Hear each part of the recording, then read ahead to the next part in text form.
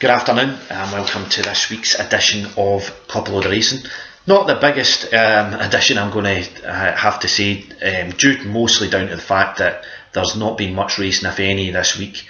There's been a few all-weather meetings that have obviously survived over the past few days. I think the last jumps meetings that we've had were at Ayr and Plumpton on Monday. No racing today, no jumps racing tomorrow. We've got a bumpers for jumpers meeting scheduled for Newcastle tomorrow, and also there's all-weather meetings planned for Lingfield and Chelmsford, but those need to pass inspections as well.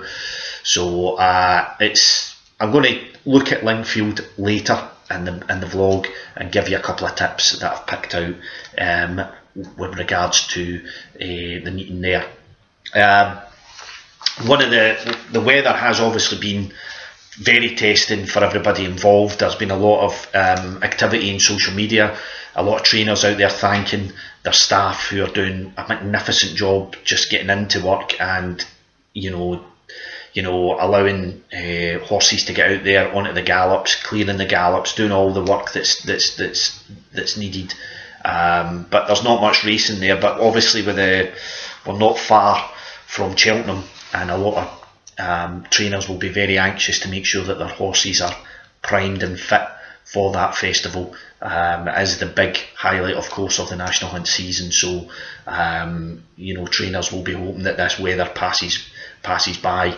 I think a thaw is starting to kick in down south from the weekend onwards, but up here in Scotland, it's still very, very cold. I can been out there myself. It's this morning. It's bitterly cold still, and obviously we've lost Kelso tomorrow, which is a big blow because it's Premier Hurdle Day is one of their big highlights of the season.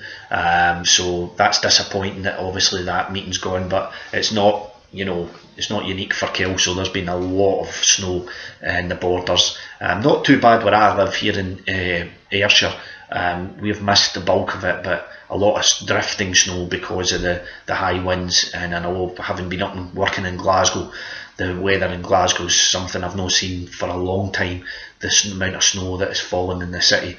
So it's been a tough week for racing, obviously, with regards to that, and hopefully the weather will warm up a little just as we get close to Cheltenham. I know, looking at the forecast for Cheltenham, I know it's not looked too good of late with regards to the amount of snow that they were due to get. But as I say, that thaw will kick in, which is obviously going to have an effect on the ground. I think it's still to remain pretty unsettled in the run up to the festival, so there's a chance that it could be very soft ground for the festival. We'll need to wait and see, and obviously that will have an effect on what people think in regards to betting wise for Cheltenham. One of the things I want to get away from the weather itself, one of the big stories in Scottish racing, I've always said Couple Load of Racing is going to look at Scottish racing based in Scotland, and the news about Musselburgh. Some of you may be aware of the campaign Save Musselburgh, which has been going on of late, and it's involved a lot of people, trainers, owners, not just here in Scotland, based in Scotland, but right across the UK, have been getting involved by sending in videos, messages saying how strongly they want to see Musselburgh remain open. There's a question mark hanging over the track at the moment, down to who's in control there. My personal opinion, and I've already voiced this on Twitter and also on the vlog previously, is it is baffling for a lot of people involved that don't know the real ins and outs of the management of race courses and so on and so forth, and who's in control. We all know East Lothian Council have a board and own the actual track, and it's leased to the Musselburgh Joint Racing Committee. But we obviously know that there's been a vote to take that all under control, so it comes under all the employees at Musselburgh come under East Lothian Council. They'll be transferred over to them. But this hasn't gone down really well at all. There's some that are saying that this goes, well, there's news coming out that this goes against what was previously agreed and minutes that were taken, and they cannot just do what they're looking to do without this being voted on. So it's pretty messy at the moment. And as I say, from a point of view of a racing punter, and as a point of view as someone that loves going racing in Scotland and who's visited Musselburgh on several occasions down the years, I'm at a loss. I could understand if there was a lot of issues, if Musselburgh wasn't being run properly, if it was a track that was not very successful, that you went along and there was no real atmosphere, there wasn't a very big crowd, that the racing that they were putting on wasn't great, the prize money wasn't great. But that's not the case at all. Musselburgh has been one of the great success stories over the past 20 years, and you're left scratching your head at why this is going on. I've spoken to Bill Farnsworth a few times down the years from being a freelance journalist, and he's been one of the most helpful guys I've ever come across in any sport that I've dealt with. Bill has always been very forthcoming, very happy to speak to you, and always so proud of what his staff and everybody at Musselburgh have done down the years, and so the racing fans in Scotland, and so you speak to any trainers or connections, owners that come from down south or over from Ireland to come to Musselburgh, and they're always very glowing of how well it's run and what a great wee track it is, and the prize money that they put on is great as well. And I can't understand really, and I'm not heavily involved in the politics of it, but really that part of me just wants to go to East Lothian Council and chat a few doors and express what a lot of racing fans in Scotland are bamboozled by this whole situation and what's going on. So very much so, obviously, I'm in the camp of save Musselburgh. If we lose this racetrack, it will be a scandal, an absolute scandal, a national scandal for our sport in Scotland to lose if it was any other business and that was happening and we lost that business, there would be uproar at that. It's so vital to the local economy, it's so vital to Scottish racing, both on the flat and in jumps. It's a great multi-purpose track. Please sort this out. Save Musselburgh and bang a few heads together, and common sense please prevail, because this is a superb track. So that's my issue for Musselburgh, and I hope it can, because I think Scottish racing I've always been a strong supporter, a vocal supporter of it. I think there's so many positives about the sport up here.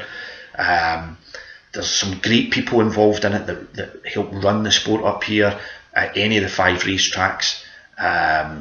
The loyal punters that go to each of those tracks, the great big racing days that they put on, whether it's the Scottish Grand National or the Air Gold Cup, or Braveheart Night, or the Ladies' Night at Hamilton, or the big Ladies' Day they have at Musselburgh, the Perth Festival, and you've got Kelso's Premier Hurdle Day and more Battle 100. There's so much great things. You go there and you take people who are not big racing fans and you take them to these race courses, and they walk away delighted. What a great day or night they've had. So it would be, as I say, a tragedy if we were to lose Musselburgh, if the BHA were to not grant them a licence because of the turmoil that's going on in the background. So please sort it out. Right, as we know, as I said earlier, not much racing happening apart from on the flat, or if you like, your jumpers for bumpers, which is going to be happening as well. I think that's taking place as well today at Seville. But at Lingfield, there's 2 races that I've picked out on. One's a Class 2 handicap, the other one's a listed race. Ironically enough, it's called the Spring Cup. not much springtime about. But yeah, the first one's a 2:05. And it's a 5 furlong sprint, and we've been doing a lot of over the past few weeks on the vlog, these sprints at Lingfield. Last week Gracious John won for us at 8-1 if you got a nice wee price on that one, and got on it. So this is same sort of ilk. Some of the same horses that featured last week are in this Class 2 handicap. The one that I'm going to, and he ran, he was beat by Gracious John. He finished 4th in that race, and that was Boom the Groom. Finished 4th, hung left, which obviously didn't help it, and I just think, again, I wouldn't say that necessarily because we ran a listed company this is a massive step down, but you can see this as being a obviously, with it being a handicap, you might get a wee bit of luck as well. You need luck in these 5 furlong sprints, and I just think he performed reasonably well last week, and looks in decent enough form, and looks like that win could be just on the horizon, and hopefully it's tomorrow if racing goes ahead, of course. So Boom the Groom in the 2:05. Looking at the Spring Cup itself, it's a decent wee 3-year-old sprint race, a decent wee 7 furlong listed race, and I'm going to go for Lanksy. Ryan Moore's on board, Jeremy Nocida's horse. Apologies, Jeremy. This is a Dark Angel colt, and I was having a wee look. It's ran in big company, and as a 2-year-old, came up against the likes of James Garfield and so on, and finished third in you know, really good company last season, and in Pattern Company. So this a listed race, small field. The favourite, I think it's around about 5-4 and looks good. You've got Bengali Boys in there as well for Paul Hannigan and Richard Fahey. That won the Sprint Cup at Newbury last season, but very testing ground. So it's stepping up 2 furlongs here. You know, I suppose there'll be people there that have got a fancy for that, but I'm going to go for Lanksy. I was just looking at it's won a couple of minor races recently, I think at Kempton, but Dark Angel colts on poly tracks, stripe rates, not too bad. So I'm going with that angle, and I think this is its first run on this surface. So I think there could be an avenue there to look at. It's a bit of value. It's on about 4 or 5-1. You might be able to get it. So you know, going against the head 2 in the market, particularly the short price favourite, I always feel Lingfield can, you know, provides you know, surprise results at times. Not, I think if Lanksy wins, it's going to be a major surprise, but I think it's got an opportunity here, and with Ryan Moore on board, you've always got a chance. So I'll go in the I think that's the 2:35, is it? The Spring Cup, Lanksy, and in the 2:05, the 5 furlong Class 2 handicap, Boom the Groom. So there for you there. Right. So as I say, it's short and sweet. Couple of racing vlog for you. Next week, be back again. There's racing at Ayr next Friday and Saturday, weather permitting. That's one of their big meetings prior to the Ayr Scottish Grand National meeting. So we'll look at that. We'll look at some of the races there for next Saturday at Ayr. If you can get along, do so. There'll be some decent racing on offer.